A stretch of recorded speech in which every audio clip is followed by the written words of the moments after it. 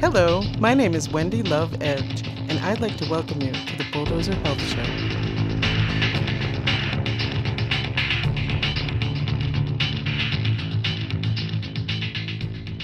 In this episode, I'll be interviewing Kim Brown, certified health coach, licensed massage therapist, and member of the Association of Drugless Practitioners.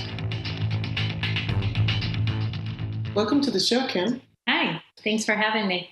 So glad you're here. So today I wanted to talk about essential oils for stress reduction and fatigue, because that's a problem I hear a lot about from people. Right. Yeah. A lot of people always come to me with issues with either adrenal fatigue or they just don't understand why they can't get out of their own way. Adrenal fatigue. So what is adrenal fatigue? Adrenal fatigue is when you have gone for a long period of time with having chronic stress in your life. And it's a physical ailment where your adrenals, which is the top, it's a little gland that's on the top of your kidneys that are just shot. So the gland itself, which is on the kidneys, isn't working properly. Right. It's just totally tired. It's just a little tiny gland that does a lot for us. And we can really feel an impact on that because we're constantly bombarded with stressful situations. There's a lot of people, right, who have chronically, they're stressed and tired. So what are some of the symptoms of adrenal fatigue? Really just pure exhaustion, not being able to get up in the morning, feeling almost depressed, but you know that you're not depressed. There's no reason for you to be depressed, but your whole system feels depressed. And so you know that you're not actually having depression, which is a chemical imbalance in the brain, but it's just fatigue. It's just pure exhaustion. So the person realizes they're fatigued, but they just don't know why, and they can't get out of their own way. Right. Yeah. So when someone comes to you and they describe those kind of symptoms, what do you speak with them about? What kind of things do you ask them to determine if that's what the problem is? I generally look at the food source first and address that generally, but to help them to move that adrenal fatigue or that tiredness along, I'll suggest essential oils to be able to support their adrenals, but also to maybe wake them up a little bit more and to bring their mood up to help them feel more motivated. Essential oils can do that? Yeah. Really? Yeah. So what types of oils and how do you use them, I guess, for that particular problem? Well, the quickest way to change a mood or to address an issue like that, you would want to diffuse. Using a diffuser, not a humidifier. They work differently. So you would diffuse the essential oils, and it is the quickest way to address the mood. The second way that you could use the essential oils is internally. Using like maybe frankincense, a couple of drops underneath the tongue daily would help with the whole mood lifting. That's one of the oils that you can use for essentially anything. Oh, really? So frankincense does break the blood-brain barrier in the brain, and it will help change the brain. Okay. So you said a few things that I'd like to know a little more about. The first is I didn't know that there was a difference between a diffuser and a humidifier. So what is the difference? Well, a humidifier puts moisture back into the air, and it's really not going to be breaking down the water particles enough in order for us to breathe them in. So a diffuser will do that. The diffuser will break down the water particles enough, but also bind to the essential oil. So when we breathe that in, it's just like how we catch the flu. The essential oil will attach itself to the oil, we'll breathe it in, it'll get into our cells, and then we are able to, the essential oil will get into the cell wall and into the membrane, and it'll help fight that bacteria, it'll help fight a virus or help with maybe, the fatigue and the depression or sadness, whatever's going on. So it's the same system in your body that you're tapping into that, let's say, a germ could enter your body. Exactly. You're using the same thing. Right.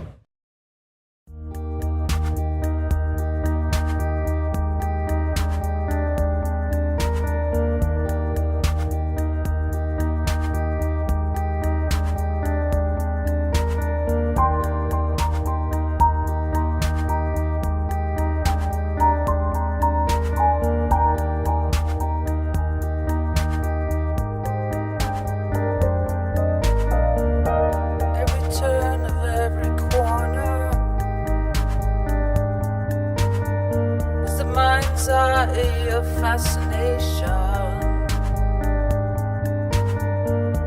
We are taught to dream, but not too much. Oh, the luster of creation, tossing around our bright ideals. Oh, we prosper, then we falter.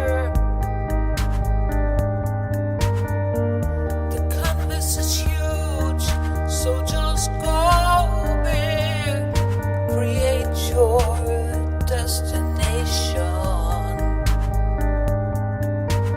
Fireless wings, just dream, and your life will never be so rough. Fireless wings, just dream, and your life will never be so rough.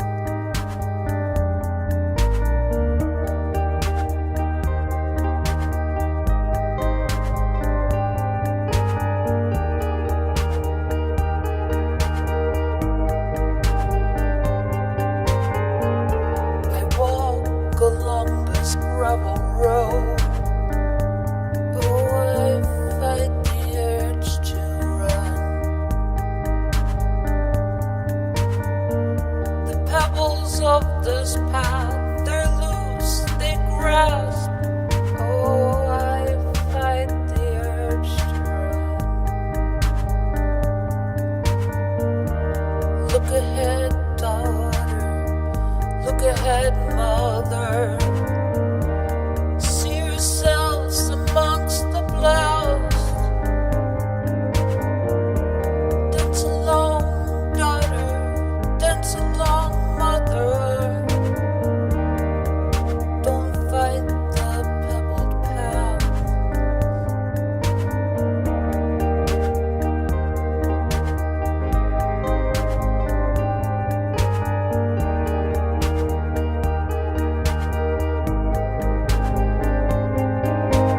Fireless wings, just dream, and your life will never be so rough.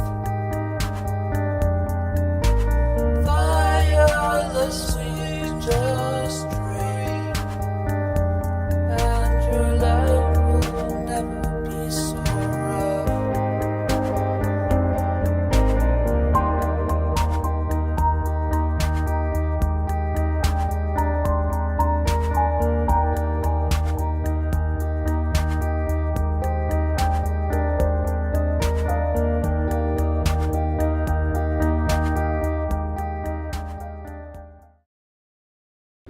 So the second thing that you mentioned that I'd like to know more about is ingesting the essential oils. We talked about diffusing, and you mentioned that frankincense, for instance, was an essential oil that you can ingest. Right. So are there certain ones that you can ingest and some that you can't? Right. There are essential oils that you should not use internally, but there are a lot of essential oils that you can use internally. Frankincense is one. Frankincense is wonderful for just about anything. It's your go-to oil if you have no idea what to use. So you could use frankincense 2 drops underneath the tongue. And would that help with adrenal fatigue? Would it mood elevator and mood elevator, give you some energy? Energy, well-being. With 2 drops? 2 drops. Yeah, you could do. Some people do a little bit more than that. Mhm. I mean, if you're using 100% pure essential oils and you know where the source is coming from, Mhm. then I would say yes, it's safe to use. But if you're purchasing them at like CVS or Walmart or even over the internet, you don't know where they're being sourced. So just really know the source of where your essential oils are coming from. So it's really important to Yeah. do your own research. Yes. Look up the company and make sure that Yes. it's organic, I would assume. Organic or beyond organic. Beyond organic. Beyond organic. What does that mean? That means that beyond organic is when they test a third party. Okay. Third party testing has nothing to do with the company that you're checking into. Mhm. So they're making sure that those pesticides, because you could have a farm that's growing maybe lavender next door, and they're spraying their lavender, and the wind blows and blows the pesticides into your crops, even though you're calling it organic. That's really important to It's super know. important. Right. Mhm. And if it's a third party tester, they don't have any bias. investment, Yeah. right, or bias, right? Yeah, so they're testing it to make sure that it is pure, that there is nothing cutting those essential oils, that they are going to do what they say they are going to do. Mhm. It is cool to have really good smelling essential oils, but when you're looking for that therapeutic grade of doing what they're supposed to do, Mhm. like fighting a virus, you want to make sure that you're getting what they say they are. That's really important, Yeah. definitely. Yeah. And so, it seems like people recently have been talking a lot about essential oils Mhm. and people are trying them. But is this a practice that's been going on for a long time? Hundreds and thousands of years. Yeah. Yeah, and it's been around since everybody knows, the story about Jesus Mhm. and frankincense and myrrh was brought to Jesus, but also in Egyptian times, essential oils were sought after as well. They used to rub the tombs of the kings and the queens when they were buried, because they knew that they would be buried with their belongings. Mhm. And frankincense was just a high product that people would want. Usually the rich people would have those because In their tomb, they would be buried with them. Yeah, And so people would rob the tomb Yeah. to get the frankincense. to get the frankincense because it was, their medicine. Right. Right. And it's today still medicine. Today it's still medicine. And so frankincense is one of the essential oils that can help with fatigue. Right. And what else can help with stress and fatigue? Lavender. Lavender is another great go-to essential oil. Everybody knows lavender, but personally, until I found the company that I have attached myself to, I never had lavender do what it said it was going to do. Mm-hmm. It just kind of smelled good. Right. But when I'm using it, say in a massage, I can literally see the muscles melt beneath my fingers as I'm massaging people, because it has that therapeutic quality that you're looking for. So someone who's experiencing a lot of stress and fatigue, could they carry it with them and smell it, rub it into their muscles? What else would you suggest? Rub it into your muscles, using it aromatically. Wear it as a perfume. You could put it, if you are suffering from adrenal fatigue, you can put it on those above your kidneys where your adrenals are. Another great essential oil for that is geranium as well. You could put geranium right before bed on your adrenals to help with that fatigue. Well, that's cool. It's kind of self-healing, adding some of this medicine, and you can apply it yourself and see what the results are. Right. Right. So lavender also can, cool like a burn or even a sunburn. It helps with fevers. So there's so many different uses for even just one bottle of essential oil. Is that one you can ingest? Or? Lavender you can ingest as well. Yep. Wow, that's great. Yeah. So is there anything else you'd like to add about fatigue and stress? When you're using essential oils, you really want to make sure that you're using them as often as needed. It's not about using it once and thinking it's going to take care of the problem, right? That, it will immediately for maybe, 20 minutes. It depends on, your whole stress level. Right. So if you're going through something that's pretty horrific or just very stressful, you want to use it maybe every hour or every 3 hours or every 4 hours. In like a crisis situation. Yeah. What about for people who are really working, 2 and 3 jobs? There's lots of people like that who have children and a home, and it's a stressful life for many people. So would you suggest they use that daily or? I mean, in the beginning, you might find yourself using it more than what you thought you would because you need it. But then once your body starts calming down and that reaction to stress is going away, because it's about handling that stress that your body is under, so it doesn't attack your immune system. So once you start using it, it comes to the point where you actually maybe use it less often, but you use it as a daily maintenance, maybe 2-3 times a day. I use certain ones morning and night, and I feel balanced. If I chose not to do it for a day or two, I really can tell. So it's my medicine, right? Because most people would take a medication morning and night, or maybe just in the morning. And I think it's working naturally with your body, which, as I talk about frequently, your body knows what to do if you put it in the right conditions. Yeah. So in the beginning you might need more, but then go into a pattern where it's morning and night, like you said. Yeah. Right.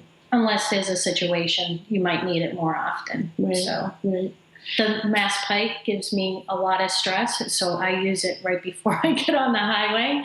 So it's something, that helps me to be able to stay calm while I'm on Mass Pike. While you're on the highway. Yeah, I understand. How many scoops does it take? Well, more than one.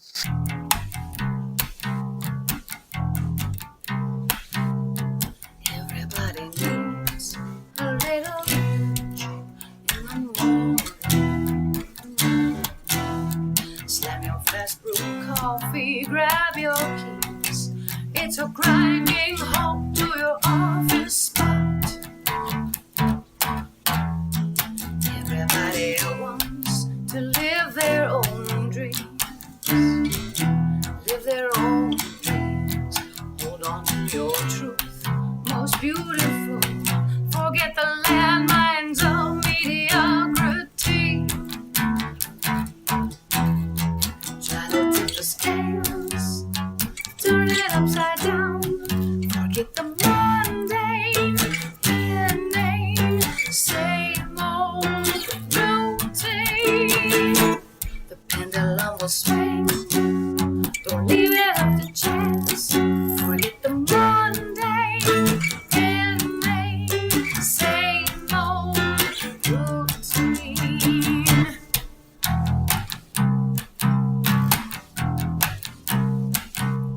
Not everybody knows the world we live in is what we made it. Now we have to unlearn, we have to undo. Twisted, dirty laundry nation. Everybody grieves when they lose the best one ever. Best ever. When the sun goes down, hit the town. Dance all night, animated with life. Try to take the scales,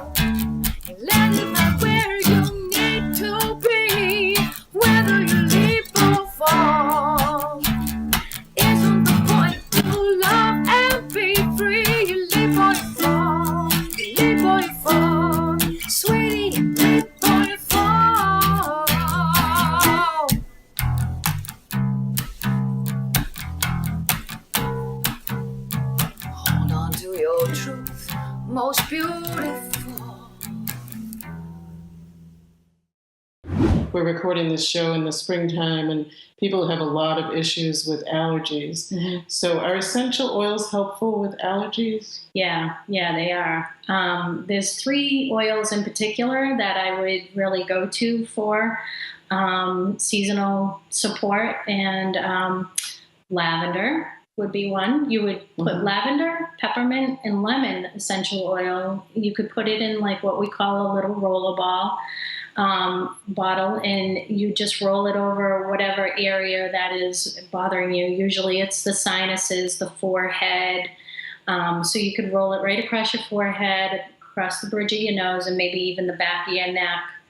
If you don't want to smell like that, if you're you're in an environment that somebody doesn't want you to smell like they have a lot of fragrance, right? Which essential oils, particularly, most people aren't offended because they are not synthetic. That's when people generally have issues. But you could always put it on the bottoms of your feet, and I would stay to the top of your toes and around your big toe. That's where our sinuses are with reflexology. Okay. So when you say rollerball, so if someone were to pick up, I know, for instance, at certain health food stores, you can buy a little empty roller bottle. And then what would you put in the bottle for this allergy mix? How many drops would you think? Well, depending on the potency of the essential oils, and if you're in fact getting pure oils, you could probably do like maybe 5 drops of each, and then fill the rest with fractionated coconut oil. Fractionated coconut oil is just coconut oil without the fiber. It stays in liquid form, and it doesn't have the scent of coconut. So your essential oils will smell like what you want them to smell like. Oh, I learned something new there. That's great. So fractionated coconut oil, 5 drops of lemon, 5 drops of lavender, 5 drops of peppermint. Put the roller on top. And you can just put it on your big toe and on the bottoms of your feet.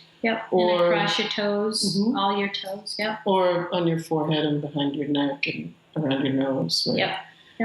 So that seems pretty simple. And does that work for a lot of people to reduce the allergy symptoms? I haven't come across anybody that it hasn't worked for.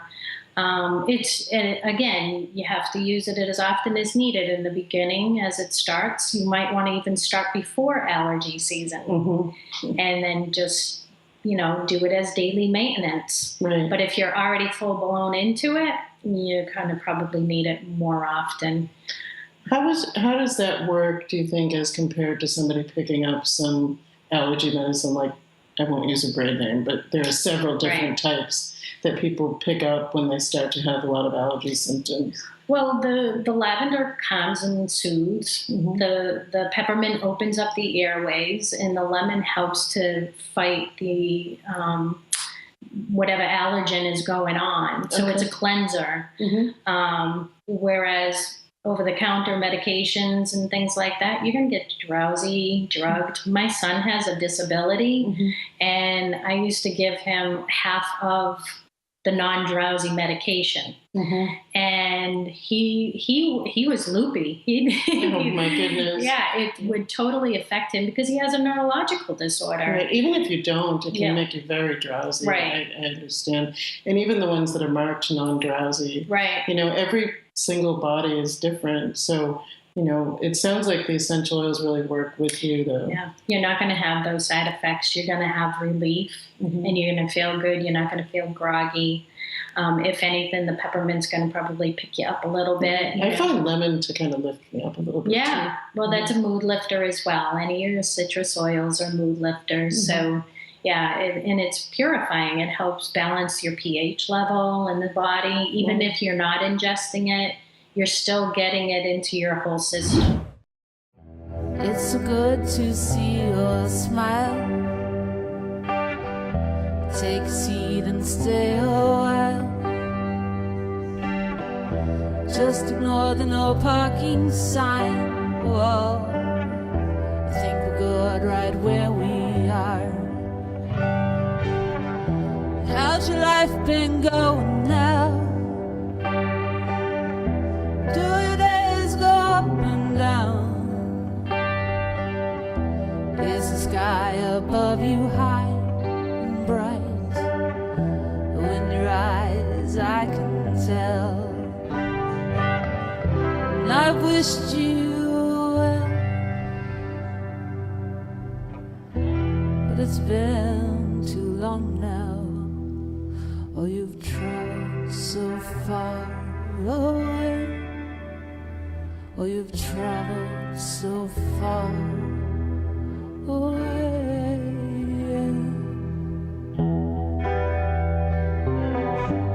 Away.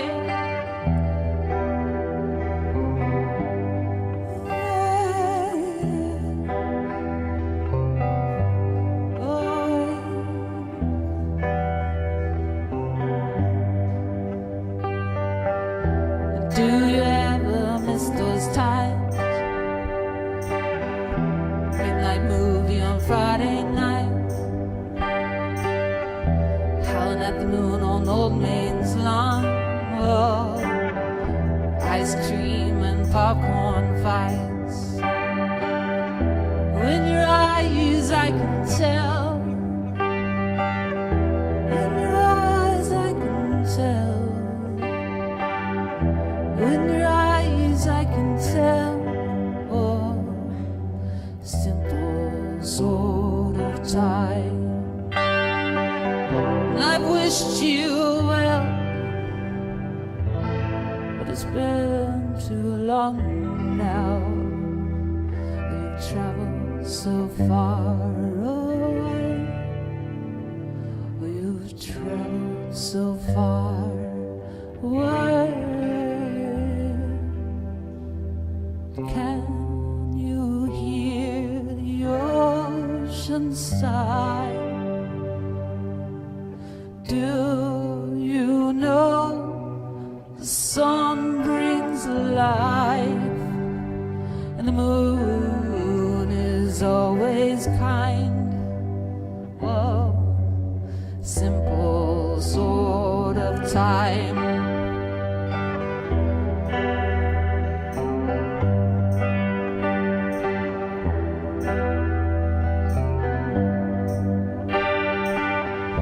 It's so good to see your smile.